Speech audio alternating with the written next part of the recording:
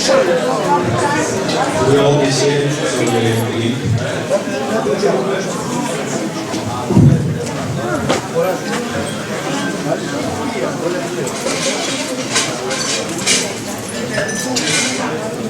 Hello everyone. I would like to introduce you our next speakers, Mr. Markou and Mr. A.Pantazis, founders of the rethink insurance company. Mr. Markou has 12 years of past experience in financial services firms, such as Goldman Sachs, Credit Suisse First Boston, and Boston Consulting Group. He holds a bachelor's and a master's degree in economics from Cambridge University and an MBA from Walton School. Mr. A.Pantazis has 18 years of past experience in financial services firms, such as Barclays Capital, Goldman Sachs, and McKinsey. He holds a bachelor's in computer science, a master's degree in actuarial science, and a master's of science in finance from the London School of Economics. Before I begin, I would like to point out that rethink was founded in 2011, a very difficult year economically and financially for Greece. Mr. Markou, Mr. A.Pantazis, it's a pleasure and an honor to have you here. Thank you.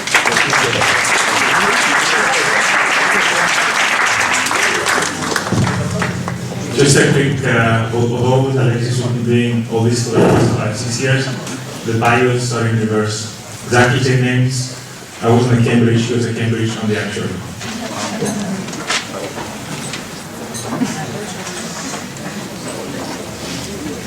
Sorry guys, a bit of a technical difficulty. Can you hear me?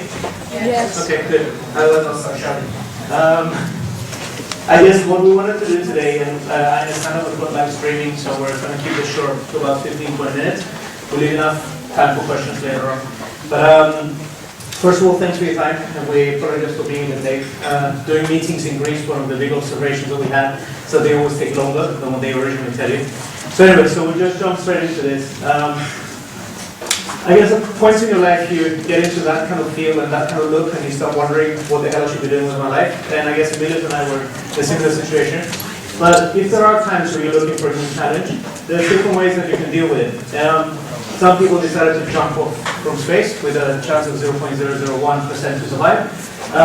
Other people get married at the age of 86 and they get married to a 26-year-old, which I understand for some insurance tycoons here is not something of a feat, but in the case of Hugh Hefner it was.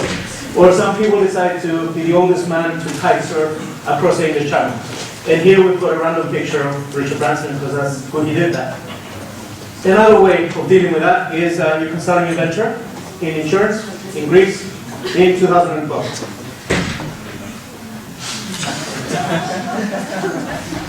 So who are we? What do we do? What are we doing here? What do we have to share with you? I guess the first tip of the day for both Emilios and myself is that when you start your own business, you hear all these things about Mark Zuckerberg walking around in these flip-flops and all that stuff. One of the things that has a big toll on the way you look. This is how Emilios and I used to look before we started our venture. Fast forward a few years and doing business in Greece and you end up more or less like what we do now. But I guess what we first started thinking is that we were both working in the city of London, we were both working in good jobs, cushy jobs. And we started thinking that, okay, what if we started our own company? And then you start going through the process of, but I don't have a big idea, I don't have the right idea, how do I get from a cushy, nice job into entrepreneurship? And I guess you always have your role models. And in our case, we looked at the Google guys and you start thinking, wouldn't it be cool if I did the largest IPO in history and things like that. Then you realize this is the one chart that we'd like you to take away today. You realize that the probability of you going through every stage of what is viewed as the startup survival rate is a very, very low one. So when you look at, I don't know, how many of you guys have actually seen this chart before? So there's one person doing entrepreneurship here, I guess. Basically, the whole idea here is that here is the cash flow of a business. In other words, how much cash are you making as a business? And here you've got the survival rate of each stage of a company. So if you look at the typical early stage company, you're clearly losing money because you still don't have a product to sell. So you're just investing in what is called the value of death in most of the startup books. Eventually you get to break even. In the meantime, you've secured money from either angel investors or early stage investors. Eventually, you come to the point where you start making money, you go to late stage, and eventually you go public and you make dividends and all that stuff. Now, the reality of the matter is that only 1 out of 3 companies survives through this stage. So most of the startups that you hear, even in an ecosystem which is quite new, like Greece, 1 out of the 3 companies that you read about or that you talk to people about will probably not make it through this stage. If you fast forward to this point and they actually start making money and they're breaking even, only 1 in 2 companies of the ones that survive go through. The reality of the matter is that 9 out of 10 startups will actually fail along the way. And I think this is something that most entrepreneurs, when you look at it rationally, and especially after you've launched, you start thinking, what the fuck was I thinking? But eventually you get to the point where if it works out, you start looking at it and you get some interesting learnings from it. So let's take our story from the very beginning. Before we even started, we had to go through 3 challenges. Every discussion we've had with every fund, every potential investor, every regulator, they asked us 3 questions. Why Greece? Why insurance? And why now? All of them are probably, even you guys are very young, but I'm sure all these 3 questions will answer them in a very negative way. Why Greece? Country run by crooks and by corrupt politicians. If I had $1 for every time I heard this one in a meeting in London or New York, I would have been 0 now. What we saw actually in this first step is that there's actually a very positive story behind it. It's a transformational opportunity. It's something that if actually 50-50 for our generation, 100% for your generation, is that if you can say, sorry for the expression, fuck off to the baby boomers who will take over, in a very rational and very capitalistic way, once in a lifetime, once in 100 years opportunity to transform something. And frankly, one other thing very positive that was told to us by one of our investors was that you cannot wipe out a country of 11 million people. That investor is a guy called Jim O'Neill. He's head of Goldman Sachs Economic Research. Pretty good guy. He came up with the idea of BRICS. Now it's means. I don't know what this is going to come up with. But when he told us, like, 11 million people have to consume. They have to do stuff. You can take them through austerity, you can take them through a bunch of things, by the end of the day, they will have to keep doing what they're doing right now. Now, the question is figuring out what these things look like. Second question, why car insurance? For us, that's what we did most of our lives. I spent 20 years of my life doing insurance. Car insurance, finally, is a necessary good, necessary evil. It doesn't matter which country you go to, it will vary, but people need that. Why? Because the regulator asks you to have, actually the regulator demands you to have it. And you can run around Athens with an uninsured car, it's illegal, you have to buy insurance. Now, we looked at our competition.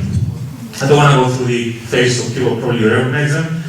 Both of us are from Cyprus. We didn't know that Mr. Psomiadis were actually 3 people. We thought that he was the same guy running around football teams, insurance companies, and North Salonika.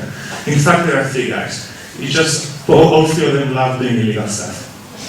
Anyway, in Greece, in 2013, 2014, the middleman is still a king.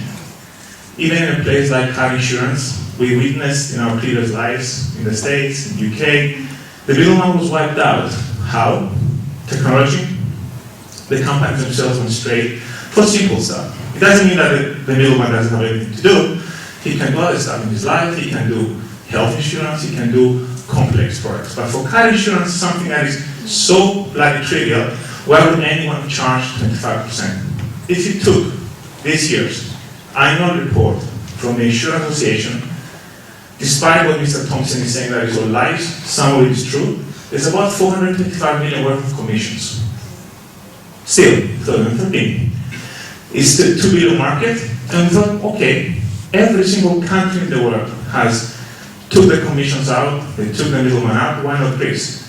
We told this to our dads and our grandparents and said, no way, the Greeks always like to see their middleman, they always like to see Mr. Christos and Mr. George. We said, no hell, that guy is gone, he can do other stuff in his life. And why now? One thing that we were, again, none of us is from Greece, we looked at this region, we spent 3 years of our lives looking at the region. We looked at Turkey, we looked at Balkans, we looked at Cyprus, we looked at a bunch of other countries, we looked at Greece. And one thing that we actually became really interested in is the rise of the strong regulator. Until 2006, 2007, if you operated in the insurance industry, you could do whatever you wanted. You could actually print money and no one cared. Now, something's called Bank of Greece. They're doing the right thing. It's a regulated sector. This is not running hotels, running beach bars, or things like that. Banks and insurance companies are regulated. The directives are European. Each country decides whether or not to implement those directives. Troika helps. Thank you, Troika. For once, you've done the right thing. It will take a few more years before the regulators will become 100% compliant, but we're getting there. At least we don't get too many cowboys, get a few. But the most important one is called the consumer. The consumer woke up. You've all been reading about e-commerce, 2 billion a year, 3 billion a year, 4 billion a year. But for us, that's two news. That's number one, the consumer has a computer and does stuff, buys stuff at home. The second one, the consumer is actually empowering himself. My mom at home is looking at insurance and she knows the price of insurance. 5 years ago, she had absolutely no idea. So the consumer becomes almost like the final frontier in this regulation. The consumer will cut you out, the consumer will interact with you, the consumer will actually find ways to blast you if you've done something wrong. And finally, we thought that if you were ever to build a brand in regulated financial services in Greece, this is your time. 6 years ago, you would have told our parents, our friends, can you buy insurance from me? Would you like to buy insurance from me? You would say, hell no, I love Ethniki, I love my big bank, I love this. Now, where are all these brands? Gone.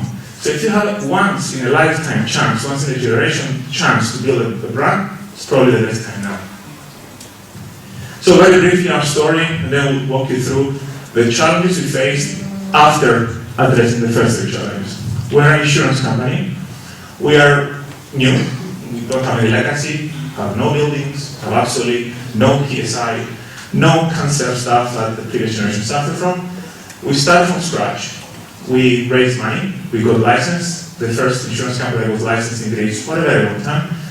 We're highly specialized. We only do car insurance, and that's about it. We don't do anything. We don't do life. We don't do health. We don't do hotels. We don't do anything else. And we live and die by our technology, by our numbers. Everything we do in our insurance company is measured. Marketing is not run by people in Hawaiian t-shirts. It's people who actually calculate stuff, people who actually can express themselves in a very calculated way. We love the consumer.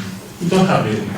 We have 10,000 clients. We know all of them by their Facebook, by their emails, by their telephone numbers. We know them. We don't know the guy who represents them. We know our clients. We love people. We love young people who join us. I'm the oldest, he's the second oldest, and it goes, and beyond that, average age is 26. I think the youngest one is 19.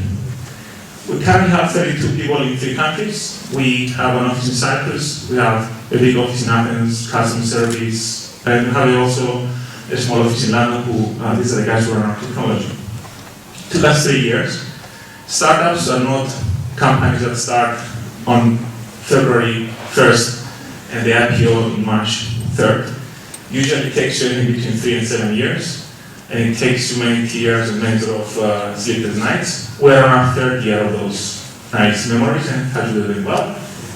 And what I would like to walk you through right now is the challenges that we faced in building the company.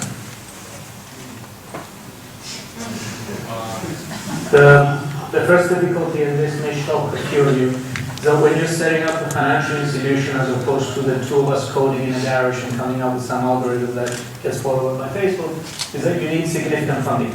To set up any insurance company or any bank, you need a minimum of about 6 million, plus all the money that you need to use to actually hire people, build your technology and all that. The 6 million is just what the regulators need to see before you have the license to start issuing insurance contracts. The problem with trying to launch a company, and we love numbers and we love video games, so that's why we put this. But the problem where you're trying to launch a company, a new company, as first-time entrepreneurs in a country that is not really your own country, and you see it as a big opportunity while everybody's seeing it as a big crisis, is that not many people are able or willing to understand your message and to trust you. So we just left at Cushy Joe's, we went around to speak to people and try to raise money from a number of different, I would call them super angels, rather than a grandmother, because they clearly generate 6 million. So the numbers on this chart, the space invaders that we see parked are the people that told us no. And the 11 that you see over here are the 8 people that we actually ended up with. Putting it with numbers, given that we like statistics, we approached 2,500 investors by email or by cold call or by stalking them down the street. We had about 300 meetings, that's 1 in 8, that's the hit rate more or less. We ended up with 11 investors, and this was a process that took us about a year and a half. If you want to look at it in Las Vegas odds, if you like gambling, there's a 99.56% probability that you get rejected. And I think one of the, I'll put it simply, is that if you go to the roulette and you sit down there and you gamble all your money, you're expecting to win 7 consecutive times by betting on black. When you think about these odds now, at least looking at it in hindsight, it's something that definitely scares the shit out of us. But I think looking at a lot of the entrepreneurs that we met in our journey that were very successful, I think at some point in time they persevered when a lot of people would just walk away. And I think for us, it was the most difficult thing that we ever had to do was not building up our technology or hiring the right people. You're blessed for choice in a place like Greece, but it's finding the right capital who will trust a crazy idea in a market like Greece in 2011 or 10 when we were actually doing fundraising. Right, for us, the next challenge was really building a great company. One advantage we have, Alexis, to spend 20 years working in what we think are great companies. And from there, you get a lot of inspiration, you get a lot of real life stories. And really, in your head, you have all your ex-bosses and all your ex-colleagues, the good things they've done and the bad things they've done. One thing I wanted to put into our companies, all the good things we learned, and hopefully avoid all the stuff that our bad bosses used to do in the past. I think for us, the first big challenge we faced was getting our license. Everyone keeps talking about the paperwork and Greek admin and bureaucracy. It's all true. However, it's part of your, I would say, challenge. It's part of your barriers of entry, if you like. We turn it positive. We said, okay, let's laugh about it. Let's count the number of stamps we have to do. Let's count the number of signatures. Let's count the number of times we have to explain to some crazy bureaucrat what needs to be done. That's fine. We've done it. Now, looking back, we consider it as an asset because we got licensed. It's a bunch of companies who didn't get licensed. And going forward, good luck to me as a foreigner who wants to come to Greece and start an insurance company from scratch. We've got the paperwork. The second one is hire the right people. For us, we lived in a very Anglo-Saxonic world in our previous lives, and we believed in the power of the young crowd. We saw people getting hired. We got hired at the age of 20 to 23. Someone took us by the hand, smacked us around the bit, and 20 years later, you sort of get trained. There is no official training. Your schools and universities are doing the official part, but the rest is actually on-the-job training. So we wanted to do that. We wanted to hire young people from the market, from Greece, or from London, or from Cyprus, depending where we're operating, and get them to use their passion, their intelligence to grow. We now, thank God, have 2 years worth of experience. We've seen the first analyst class taking on their first challenge. You can see this sort of moving up the hierarchy, working on sort of real company. We're pretty proud of it. One thing actually I would add in here, since the day we started, we've become very anti-baby boomers. And I cannot stress it enough. And I'm sorry for anyone who's about the age of 55, including my father. I have a problem. I asked my dad to call me at 7 o'clock every morning to say, I am sorry for what I've created. I'm sorry for all the mess. I'm sorry for everything. The good thing about you guys, and I guess average age is between 22 and 25, you should be fine. The problem will be the people in the middle, the 40-something, and when you have a couple of extra hours and you want to talk about it, we have a view about the lost generation and the lost generations in our view. But in our case, if you want to disrupt our industry, if you want to come in and shake around the insurance industry, don't hire people from the insurance industry. Hire people under age 25 who have absolutely no idea about insurance. When US banks came to London in 1980-something to shake the UK establishment, thinking about people like Morgan Grenfell, Clive Benson, blue-blooded as it goes, what did they do? They hired a 22-year-old immigrant. That's what they've done. And they told them, go and get them. 10 years later, no one even remembers the blue-blooded UK banks. Same here. You want to change, challenge, disrupt, whatever the current word is, an industry, get the young guys to do it. And the last one, keep innovating. That's something that people sort of push lightly around. For us, it's quite an important thing. You need to invest in technology. You need to keep thinking about Greece in the next 5, 10, 15 years, you need to go against public views and public outcry. You ask people in our industry, should they use credit cards? They'll say, absolutely not, Greece is cash. No, go against it. Go and build your platform. Believe in yourself. Algorithm pricing or links with academia. Every single one of these things, when you ask someone about the issue 55, will say, don't do it. How many universities in this country are working closely with companies? Zero. Probably yours is the only one. Why don't they do it? I have absolutely no idea. The third challenge is clearly once you set up your company, you found your funding, you got regulated, you hire the right people, you build the right technology, it's clearly how you drive sales. The benefit of being in a regulated sector is that you've got some level of minimum credibility just because you operate in this market as regulated. The problem with Greece is that the regulator never did the job properly. As a result, you have to convince people that why should they come to Las Direct as opposed to Inter-American. Half the buildings in Athens have Inter-American written above them. So you have to differentiate what is your unique selling point or competitive advantage against all the others, try to position against that.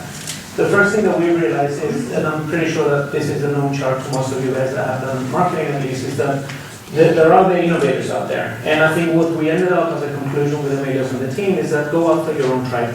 The people that get you, the people that understand technology, the people that are fed up with the previous generation of way of operating and all that, the people that will understand why you're much cheaper, 24% cheaper than any time online, for example. And the reason why you're cheaper is because you have no legacy issues, it's new technology, you bypass the middleman, you operate much more efficiently. Things like that, if you go and you try to attack this part of the market, the laggards or the late majority guys, they will never get it. So our strategy is clearly go to the innovators first, and we now have about 12,000 clients in our first year. These guys are the ones that are telling all the friends about us. And there's nothing more credible, whatever the antenna and all the media guys will tell you in this kind of 1 week of business interaction, whatever the media houses will tell you, there's no stronger point for recommendations rather than your friend. And that's where we come into. And social media is helping a lot in that. So we're looking quite heavily into how can you leverage on social networks, how can you leverage on partnerships with existing brands to get to the consumer. But don't spend money trying to advertise on TV or football teams over here, because that's just wasted money in our view. Spend money in trying to convert this guy, give them a better price, a better service, and let them talk to their friends about it. Now, we're hoping to close this year with about 22,000 clients. Our goal is over the next 5 years to go to potentially 3 or 4% of the total market. It's a small enough size, but if you keep your costs lower, you will be profitable even from next year. So we're at the point where if you remember the original chart of the value of death, we're at the point where by the end of this year, we're probably coming out of it. And from there on, it's how much you want to spend in your marketing and spend smartly. Now, the only thing, we wanted to close with a couple of anecdotes from our fundraising days because we thought that those were the most interesting, at least for us. But some days are definitely tough, and we're going to share with you 3 stories. The first one is we went to see a South African investor in London, and this was probably after about 6-8 months into the journey of trying to beg for money, and we couldn't go anywhere. So we went to see this guy that is one of the most legendary Jewish, South African, Swedish guy that spent most of his professional time in mines, in diamond mines. So you can imagine a very tough guy. So we walk into his office and he's sitting back speaking on the phone. He tells us to come in, and he's playing with a baseball. And we're like, he turns around, shuts the door, and he says, "Insurance, right?" So like, yeah. So he gets the wallet, he throws it 4 times onto the wall. 1, 2, 3, 4. Door opens. Small, fit guy comes in with glasses, with a little computer. Like, yeah, Nickies are actually insurance. Sit down, let's talk about it. And we were both kind of shocked because what the hell was that? So we asked him, I had met him once before, something like that. What was that? So he goes, yeah, it's like 1 is for my secretary, 2 is for my accountant, 3 is for my lawyer, 4 is my actuary. Here's my actuary. Let's talk about it. That was probably the worst meeting that we ever had in our lives. I mean, the guy was very aggressive, got very personal, started saying that he'll invest 5 million. If we invest 5 million, we said we don't have 5 million, so that was a very short meeting. But so that was, I guess, the first story that we wanted to share with you. We tend to fly to Israel once a year. There's a couple of amazing conferences on technology and a couple of companies we're cooperating with from Israel. If you get a chance, especially those people who do technology, you should go to Tel Aviv. Now, what we didn't know in our first year is that the security in Tel Aviv is quite tight.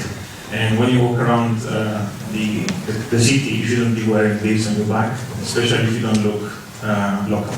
We had to go and meet one of our investors in a cafe, which was full of Orthodox Jews. We didn't know about the security, so I started walking with these backpacks training through this concrete corridor, which apparently was built for potential blowups.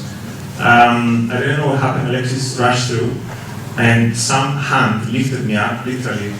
One guy lifted me up, and just parked me like for like 2 minutes. And if it wasn't for our friend to say there with me, I would probably be still in Israel, in some kind of prison, trying to explain to them I was just carrying my laptop. And that was not our closest near-to-death experience that we had. That was actually in Athens, where at some point a Swiss bank went down, and the insurance company that owned it, and there was some Russian oligarch that basically wanted to invest into a Swiss bank, and he said, "I'll get the bank, give me the insurance arm." Makes sense. So I said, okay, we'll go see the guy. It was a basement in Athens. It was November. It was raining. It was dark. It was the whole, you can see the scenario of the Tarantino film. So we walk in. There's a door that goes, and you get in. And then the oligarch is just sitting in the corner. He's very silent. We're speaking to his right-hand man. So the oligarch just checked us out and eventually left. But the right-hand man goes, thanks, it's 7:30. It's like, kind of late. Why don't we have instead of coffee, we'll have some whiskey. Okay, sure. It's come back to this. Helps break the ice. And because these guys were trading some sort of precious stones, all the doors of the offices had literally bars, so it was like a cell. So it was, let's not sit in the room outside, let's come into the one inside. So like walking into this room with cells, with bars, the oligarch left, and we're stuck with a guy that wants to give us whiskey. So I'm like, okay, great. So we walk inside, he switches off the lights to the outside room, and he brings a bottle of Chivas that he gives to us to open. He gives us 2 glasses, not a third one. So we started thinking of the James Bond films where, how are you going to poison somebody, you give them a bottle so they feel the trust and then they open. So for about 20 minutes, Emilios and I are holding a glass of whiskey going like this and not drinking. And then eventually it's like, okay, fine, we'll try it out. Eventually they ended up being good guys, despite the thrills around it. But we told them we should not invest into a space, it's the wrong thing for you to do, it's the wrong brand, it's the wrong business, it's the wrong business ethics, the whole shebang. And since then, we keep getting Christmas cards every Christmas saying thank you. Merry Christmas to you and your families from this guy. But I guess the bottom line, the reason why I wanted to share these stories with you, I think conclusions, at least from my side, I don't know if Emilios has anything to add, but first of all, it's a long journey. So whatever you read in Wired magazine or TechCrunch, it's a much longer journey.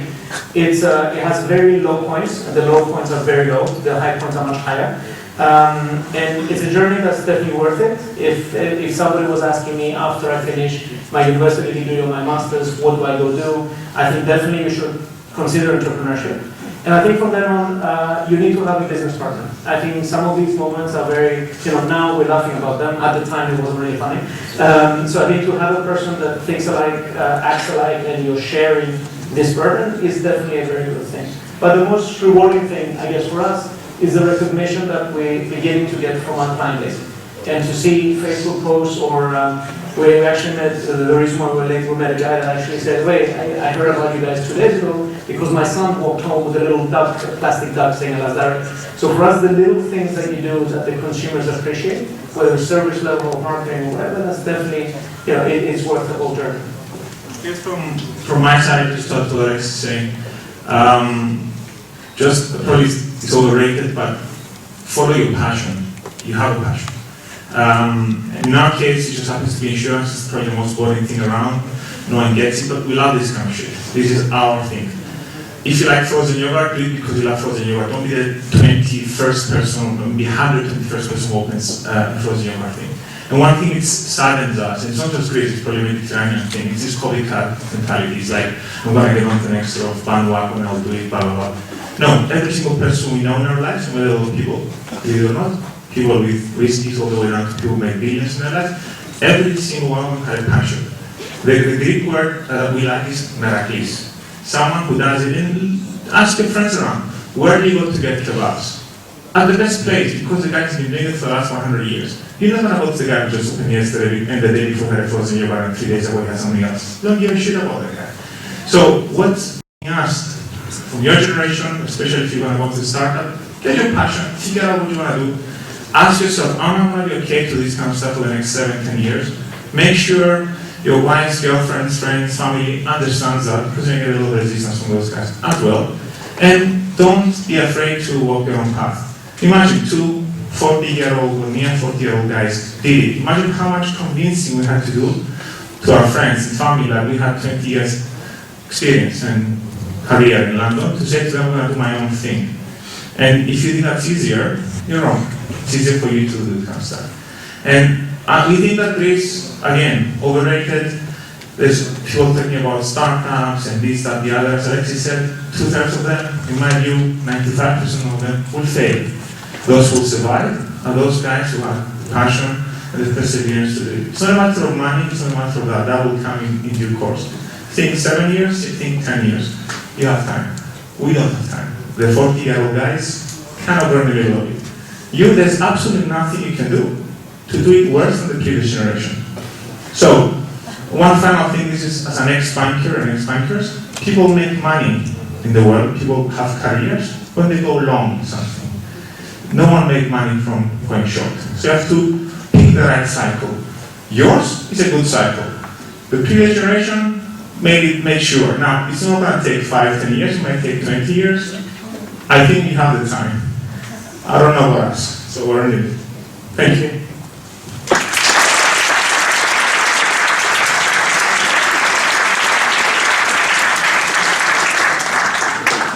For your presentation.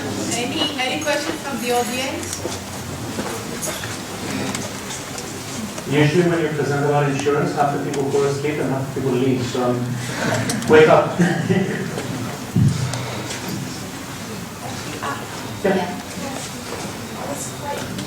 First of all, thank you very much for your vivid and exhilarating. It was really very interesting. I've been here all day, and you know, the best for last. It really is big for me. I just would like to say I was very interested in what you said about hiring the right people. I was reading a very interesting book which is called The Mismanagement of Talent. It's an excellent book if you have time to read it. And it's on accounting and finance and how hiring the right people. And it was saying, and this was very interesting, that big consulting firms now, KPMG, PwC, are hiring people with majors in history. This is what you were saying, because it was A.Pantazis or Mr. Markou. I'm sorry. Okay, right. And this is, I'm a teacher, so this is like, well, am I doing the right thing? Because I saw you also said that. You said, you know, following a passion and doing it. So what should we be teaching these kids? I'll ask you that quiz. Global head, Goldman Sachs, trading. Okay? What did he do at university?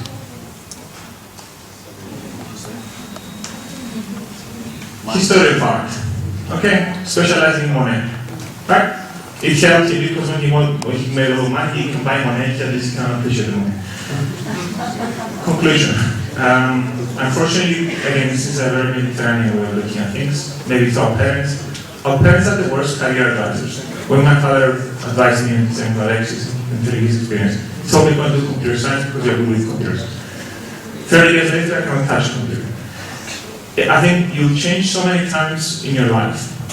You'll change career paths. The world around you will change. So if you can come as a computer scientist, if you don't keep training yourself, gone are the days when you finish your physics degree and then you sort of stay forever in physics, because, you know, I read a book the other day that in the 1920s you could actually do most of your research for Nobel in your backyard. Good luck with CERN, 20 billion later. So things have changed. And the second thing, again, we've seen in our lives, is that you don't really know. I mean, the education can have super specialized. We went for a 20-year reunion from computer science. I had one course, computer science. It's 22 courses now. So which one would you like to choose, and so on. So I think on that part, absolutely yes, you should follow your passion and keep changing in your life, keep evolving. It's probably very sort of optimistic in my view, as a comment. But also there's another thing that cuts across. It's not just the education. We like to call it the immigrant mentality. Immigrant mentality, what does it mean? Why people in New York succeed, or why people in London succeed, why people in Athens succeed? For the right attitude. What's our attitude? Is the Indian guy or the Greek guy who came to London and said, you know what? No one knows me here.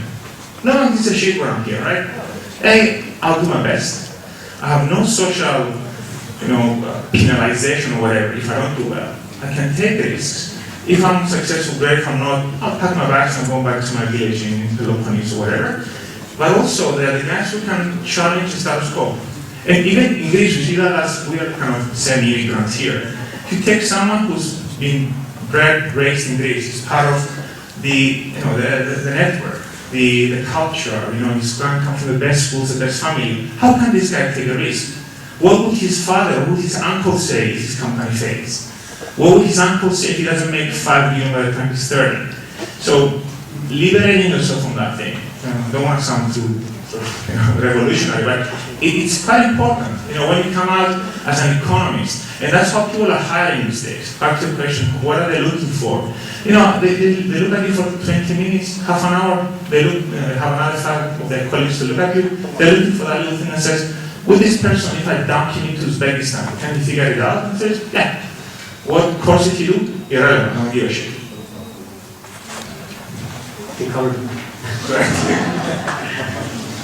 We can have one more, I think.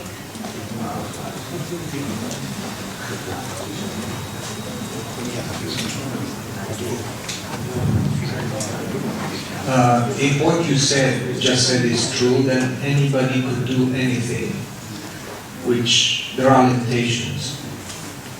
Yeah, but I think You could become a nuclear scientist, you could become a doctor, an oculist, obstetrician. I think there's clearly distinction based on, I wouldn't like my heart surgeon to be a history of arts major, as Neville Monet when he's taking my heart out. But I think what Emilios was pointing to, and I totally agree with that, especially in new technology, especially in areas where, look at Steve Jobs, you look at Jeff Bezos. Jeff Bezos was in a hedge fund before. Steve Jobs, when you look at his academic qualification, was calligraphy and was a dropout.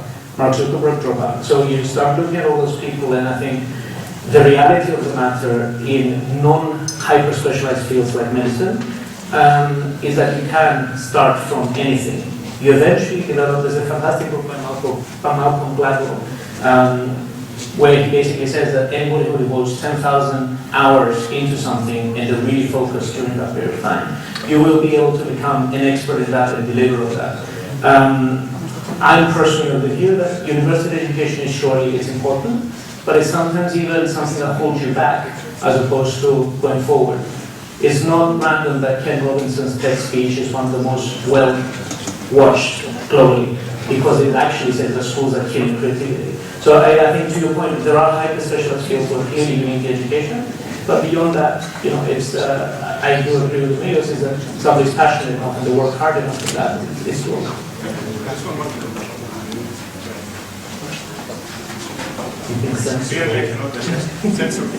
Sorry, I would argue the opposite.